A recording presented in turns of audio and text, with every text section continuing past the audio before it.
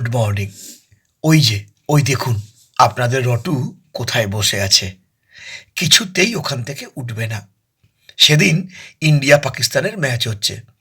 আমরা সবাই বসার ঘরে একটু ল্যাপটপ চালিয়ে দেখছিলাম। আর এই ফাঁকে সবাই একটু কফি খাচ্ছে। রটি কিছুতেই এইখান থেকে বেরোবে না।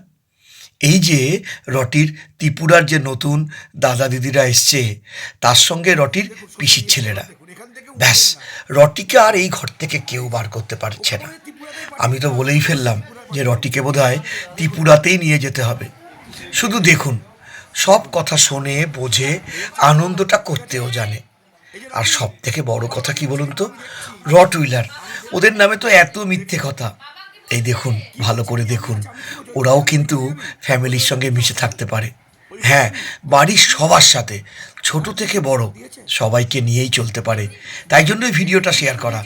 ভালো লাগলে অবশ্যই কমেন্ট করবেন, আর পারলে একটু শেয়ারও করে দেবেন।